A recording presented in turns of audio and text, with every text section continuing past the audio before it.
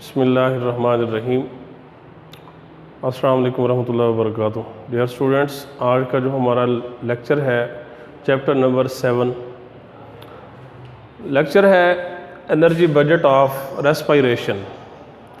Respiration की definition मैं revise करा देता हूँ। The process in which there is the breakdown of carbon hydrogen bonds in food by oxidation reduction reactions, as a result of which energy is produced that is converted into ATP। Respiration की दो types हमने पढ़ी हैं, aerobic respiration और anaerobic respiration. Aerobic respiration हमने detail से पढ़ा है, उसका मैकेनिज्म लास्ट टाइम, कि उसके 3 स्टेजेस हैं, 3 स्टेप्स हैं। उसमें पहला स्टेप है ग्लाइकोलाइसिस, सेकंड स्टेप है क्रेब्स साइकिल और थर्ड स्टेप होता है electron transport chain. Anaerobic respiration में जो ग्लाइकोलाइसिस है, जो कि एरोबिक और एनारोबिक में ये कॉमन एक स्टेप है, उसके बाद जो है लैक्टिक एसिड फर्मेंटेशन और अल्कोहलिक फर्मेंटेशन है, वो डिफरेंट है एरोबिक रेस्पिरेशन की। क्योंकि जो एनारोबिक रेस्पिरेशन है उसमें इनकम्प्लीट ऑक्सीडेशन होती है ग्लूकोज की, कार्बन हाइड्रोजन बॉन्ड्स कंप्लीटली उसकी ब्रेकेज नहीं होती, जबकि एरोबिक रेस्पिरेशन में ऑक्सीजन की मौजूदगी में कार्बन हाइड्रोजन बॉन्ड्स कंप्लीटली टूट जाते हैं, उनकी ब्रेकडाउन हो जाती है। ये एनर्जी बजट ऑफ रेस्पिरेशन, इसमें दोनों टाइप्स हमने देखनी है कि अगर एक ग्लूकोज का मॉलिक्यूल जो है उसकी ऑक्सीडेशन रिडक्शन हो जाती है तो उसके नतीजे में कितनी ATPs हासिल होती हैं कार्बन हाइड्रोजन बॉन्ड्स की ब्रेकडाउन के बाद। एनर्जी बजट ऑफ रेस्पिरेशन, यहाँ 2-3 चीज़ें हैं जो आपने ज़हन में रखनी है, उसके बाद हम ये फ्लो चार्ट बनाते हैं। Each NADH produces 3 ATP in electron transport chain. Electron transport chain जो कि फाइनल स्टेप होता है रेस्पिरेशन का, उसमें हर एक जो NADH है, nicotine amide adenine dinucleotide hydride, ये 3 ATP देता है। दूसरी बात ये जहन नशीन करनी है, NADH generated in glycolysis gives 2 ATP because 1 ATP is spent to transport it across mitochondrial membrane। Glycolysis का जो प्रोसेस है ये साइटोप्लाज्म में होता है। उसके बाद जो दोनों स्टेप्स हैं क्रेब्स साइकिल और इलेक्ट्रॉन ट्रांसपोर्ट चेन, ये माइटोकॉन्ड्रियन में होते हैं।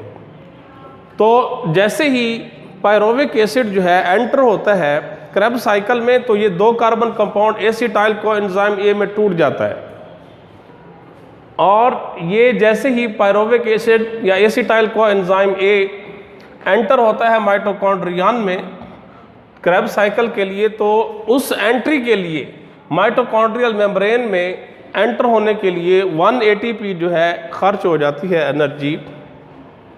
तीसरी बात जो आपने ज़हन नशीन रखनी है वो ये है, each FADH2 produces 2 ATP। Flavin adenine dinucleotide ये एक कोएंजाइम है, तो FADH2 जो है ये 2 ATPs पैदा करता है। इसी तरह चौथी बात जो आपने ज़हन नशीन रखनी है, during anaerobic oxidation of a glucose molecule 2 ATP molecules are gained. जब एनारोबिक ऑक्सीडेशन होती है ग्लूकोज के एक मॉलिक्यूल की, तो जस्ट 2 ATPs हासिल होते हैं, क्योंकि वहाँ इनकम्प्लीट ऑक्सीडेशन होती है, कार्बन हाइड्रोजन बॉन्ड सारे के सारे नहीं टूटते। इसी तरह एरोबिक ऑक्सीडेशन जो है ग्लूकोज के एक मॉलिक्यूल की, उसका जो नेट प्रॉफिट है ATP का, वो है 36 ATPs। अब यहाँ फ्लो चार्ट में देखा जा सकता है कि जो पहला स्टेप है जिसे ग्लाइकोलाइसिस कहते हैं, तो ग्लाइकोलाइसिस जो कि एरोबिक और एनारोबिक ऑक्सीडेशन दोनों में कॉमन है, और ये प्रोसेस साइटोप्लाज्म में होता है। तो ग्लाइकोलाइसिस के दौरान जब ग्लूकोज का एक मॉलिक्यूल पायरोविक एसिड में टूटता है तो सिर्फ 2 ATP हासिल होते हैं।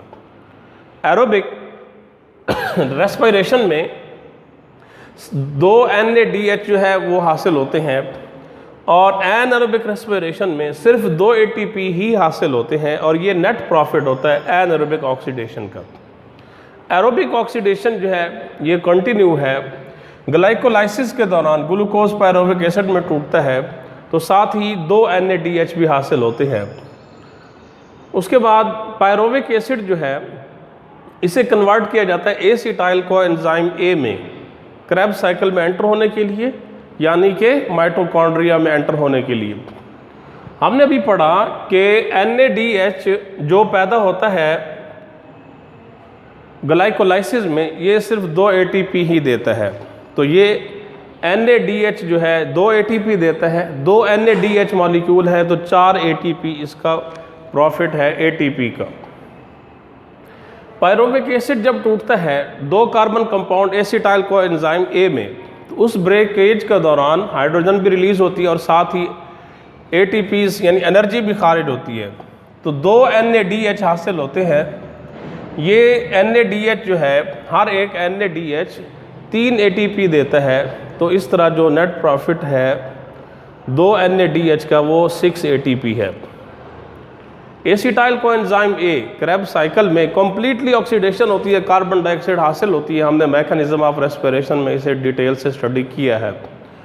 तो जब कंप्लीट ऑक्सीडेशन हो जाती है एसिटाइल कोएंजाइम ए में, तो उस दौरान 6 NADH मॉलिक्यूल हासिल होते हैं और FADH2 के 2 मॉलिक्यूल हासिल होते हैं और साथ ही 2 ATP एनर्जी हासिल होती है।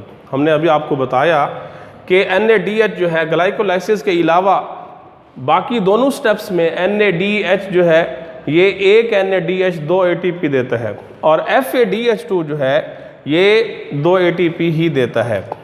तो इस तरह 6 NADH हासिल हुए क्रेब साइकिल के दौरान और हर एक NADH 3 ATPs देता है, तो 18 ATP जो है इसका प्रॉफिट है।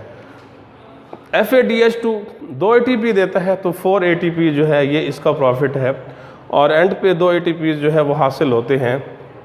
तो इस तरह एरोबिक रेस्पिरेशन का जो नेट प्रॉफिट है ATPs का, net profit of ATPs in aerobic oxidation, aerobic oxidation of one glucose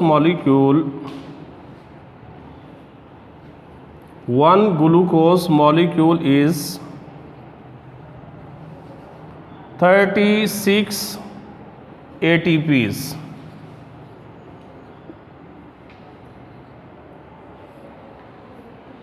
that's all. तो आज का जो हमारा टॉपिक था वो है energy budget of respiration. Thanks a lot.